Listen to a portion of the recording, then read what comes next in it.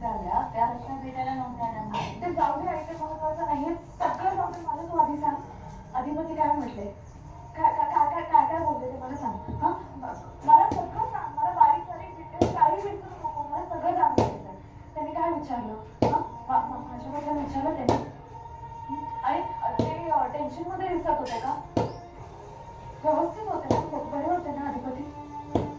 पण नेमकं दुपारच्या वेळी यायचं होतं, मिस केलं मी. आम्ही भेटलो असतो तर किती बरं झालं. ते जाऊ दे, तुम्हाला सांग काय म्हटले ते. हा, काय काय विचारलं त्यांनी. सांगते अक्षरा, पहिल्यापासून सांग मला, सगळं सांग.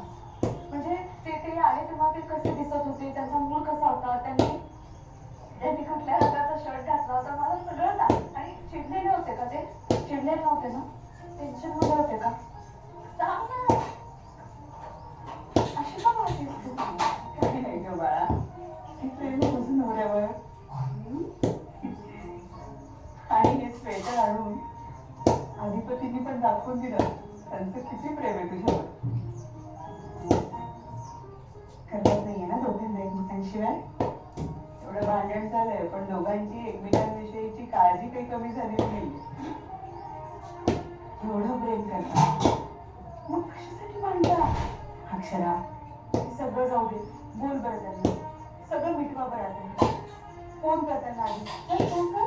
काय ते जाऊ दे, तू आधी मला सांग ते काय म्हटले. हा, काय म्हटले त्यांनी, काय काय विचारले. हो अक्षरा, एवढी अधीर झाली आहे.